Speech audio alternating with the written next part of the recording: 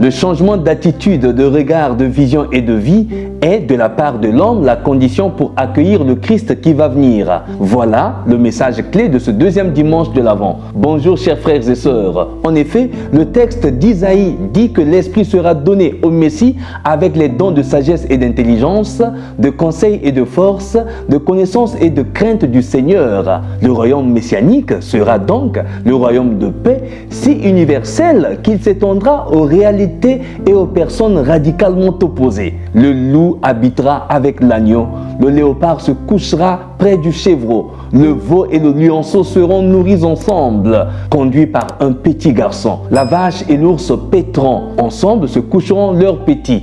Sur le trou de la vipère, le jeune enfant mettra la main. C'est une façon métaphorique de s'exprimer pour indiquer un retour au paradis terrestre. Pour y arriver, il faut une véritable conversion, du latin conversio, un réel retournement, un vrai changement de direction, de regard, de vie. C'est-à-dire regarder la vie sous un autre angle, un autre point de vue. C'est une vraie révolution de l'amour en changeant carrément le paradigme de notre foi dans le concret de notre vie. La prédication de Jean-Baptiste dans l'évangile de ce jour est un puissant appel à la conversion. Le Baptiste rappelle que Jésus viendra, qu'il baptisera dans l'Esprit et le feu, dans l'Esprit Saint et le feu, en faisant des hommes et des femmes de notre temps des fils de Dieu capables d'accomplir des œuvres dignes de lui et agréées par lui. C'est cette conversion que le Seigneur veut, non les sacrifices stériles et le m'as-tu vu inutile. Le Seigneur veut la conversion et non les sacrifices et non le m'as-tu vu stérile. La voix de celui qui crie dans le désert de ce temps de l'Avent retentit encore plus fort aujourd'hui pour réveiller les consciences endormies dans le pharisaïsme et dans l'observance extérieure d'une religiosité de façade afin d'entrer dans une dynamique concrète de la foi vécue dans la réalité de tous les jours. Préparez le chemin du Seigneur, rendez droit ses sentiers. Préparez le chemin du Seigneur, rendez droit ses sentiers. L'homme est le chemin de l'Église. L'homme est le chemin du Seigneur. Si l'homme prépare son cœur, eh bien, le Seigneur passera par là pour atteindre les périphéries existentielles. Saint Paul nous rappelle certaines vertus typiques de l'Avent, mais aussi de la vie chrétienne en général. Persévérance, espérance, unanimité de sentiments, accueil fraternel et réciproque. De nos jours, dans notre société, les pauvres sont de plus en plus nombreux à cause de guerres et de mauvaises politiques économiques.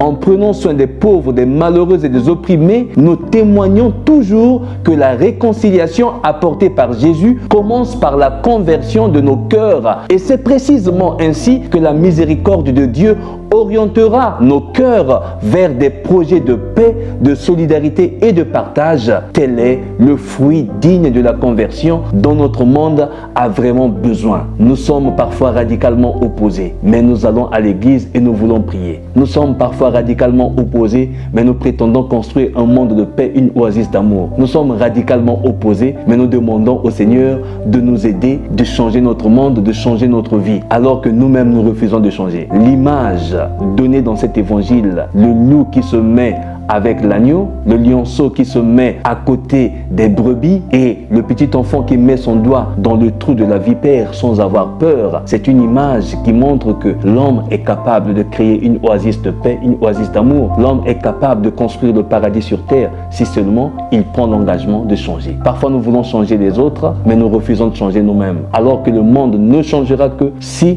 chacun et chacune de nous décide de changer son propre cœur. Nous voulons tous le changement du monde, mais alors il faut qu'on se pose la question, qui veut changer? Qui veut commencer le changement? Et le monde ne changera que si toi et moi décidons de changer. Que ce temps de l'Avent nous donne l'humilité, la malléabilité du cœur afin de nous approcher vraiment du Seigneur et de comprendre l'urgence de la conversion, de changer notre vision de vie et de construire cette oasis de paix dont nous avons tous besoin. Construire avec les autres, même avec ceux qui ne partagent pas notre point de vue, mais qui ont des valeurs à apporter au monde, comme toi, comme moi, comme chacun et chacune de nous. Je vous souhaite un excellent dimanche, que Dieu vous bénisse.